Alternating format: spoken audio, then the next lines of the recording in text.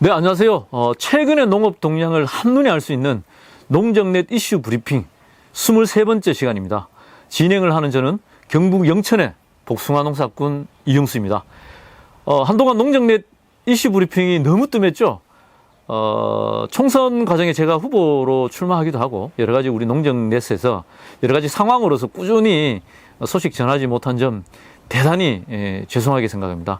앞으로 좀 더 발빠르고 정확하게 신속하게 이슈 브리핑을 진행하겠다는 약속도 드리고요. 한편으로는 농업계에 좀 더 깊이 있는 내용을 가지고 진단하고 논의할 수 있는 프로그램도 더 풍부하게 지금 기획하고 있으니 더 많은 관심 가져주시면 정말 고맙겠습니다. 오늘 배경이 조금 다르죠. 지금 우리 국회에서 그 양곡관리법, 농안법 개정에 대한 논쟁을 아주 뜨겁습니다. 그래서 긴급하게 제가 복숭아 농사 짓고 있는 경북 영천에 사람 사는 농원으로 와서 직접 지금 긴급하게 이슈 브리핑을 지금 찍고 있습니다. 21대 국회의 최대 쟁점은, 우리 농업계의 최대 쟁점은 양곡관리법 거부였죠. 윤석열 정부의 거부권 1호였는데요.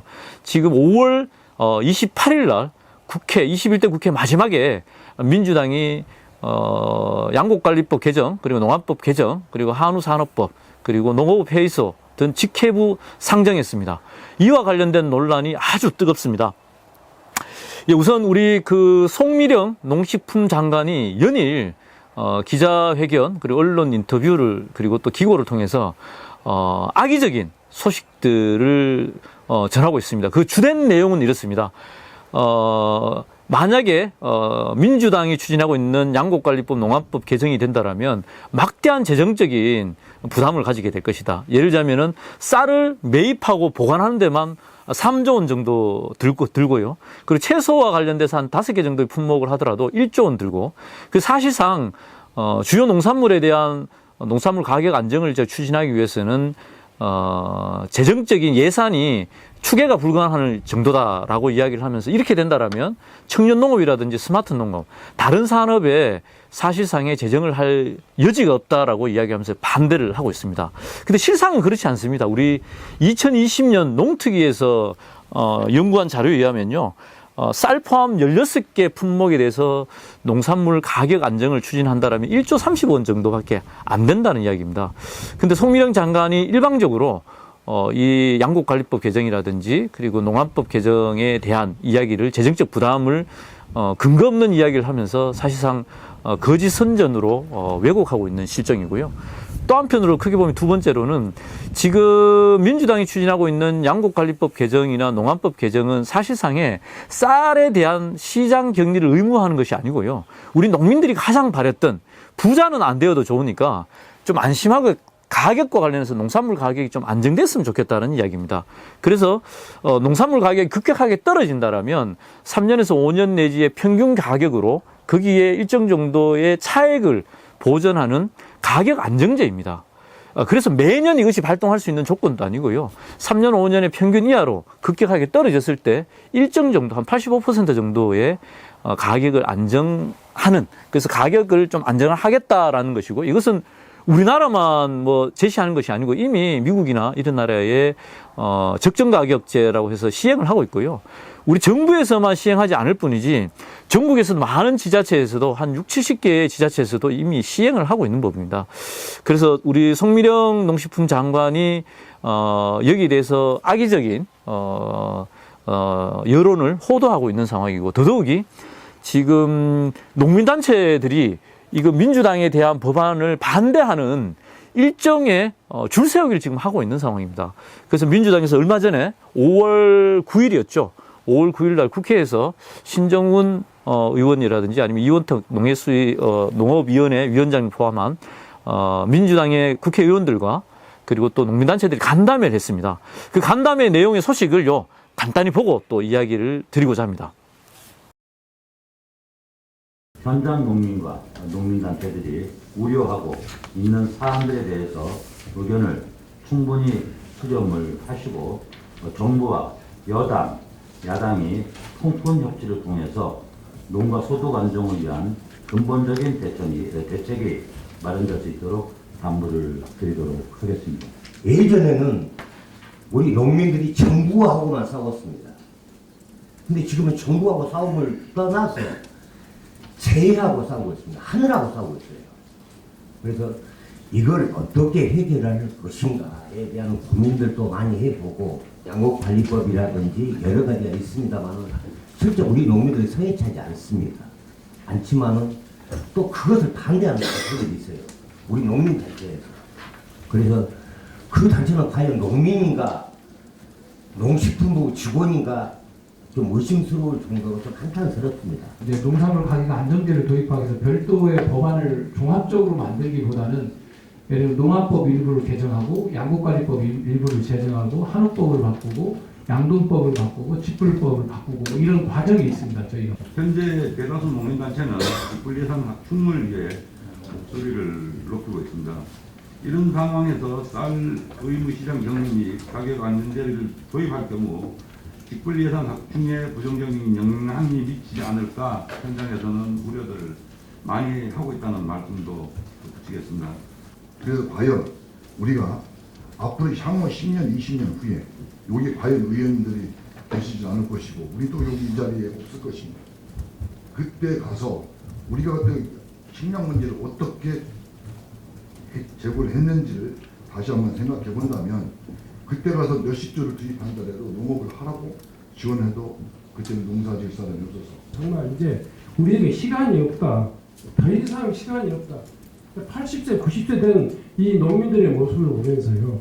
정말 절박함으로 이 4대 법안을 냈다. 이 부분은 사실은 굉장히 불안되는 부분입니다. 우리가 하고 싶은 예산이라든가 제도 개선에 있어서 30% 아니 10%도 못 담았습니다. 그럼에도 불구하고 정부, 여당이 완강하게 이 문제에 대해서 애국하고 반대하고 있기 때문에 이 문제에 대해서 저희들이 지금 그 타협안으로 줄여서 낸 건데도 불구하고 우리 농업이 어떻게 갈 거냐. 하나는 뭐 이제 세계적인 전쟁도 있고 또 기후 위기도 있고 또 기후 위기가 일상화될 것 같고 그래서 우리 국내 생산 기반이 적정하게 유지돼야 된다. 그리고 국내 생산 기반이 적정하게 유지돼야 하잖아요. 근데 계속 수입을 해오면 국내 생산 기반이 계속 무너지는 거 아니겠습니까? 그렇잖아요. 그럼 품목별로 적정 생산 기반을 유지해주는 게 좋다라는 게 필요하다는 겁니다. 근데 적정 생산 기반이 유지되려면 사실 소득이 보장되지 않으면 적정 생산 기반을 유지하기 어렵습니다. 그래서 지금 논의하고 있는 이 농업법과 관련해서 저희 생산자의 입장에서는 우리 농가들의 소득이 보장되어야지만 내년에도 또 농사를 지을 수가 있는 거거든요. 그래서 이 부분에 동의를 한다라고 말씀을 좀 드리고요. 징검다리 역할을 통해서라도 우리는 그 목표 지점에 도달하기 위한 충분한 우리 전략적 선택이 필요한 게 아니냐라고 하는 말씀을 드리고 싶습니다. 그래서 미흡한 부분은 미흡한 부분대로 저는 더불어민주당이 받아야 된다. 향후 더 보완하겠다라고 하는 부분으로 충분하게 좀 받아들여 주시기를 요청드리고요. 분명하게 좀 말씀드리고 싶은 거는 가격 안정제도 필요하고요. 양곡관리법 필요하다. 다만 미흡한 부분을 이후에 어떻게 채울 건지 그 부분에 대해서 충분하게 좀 설명을 해주시기를 다시 한번 요청드리고요. 그래도 쌀 문제만큼은 찬성해야 된다, 진행시켜야 된다는 게 우리 쌀전맹의 의견입니다.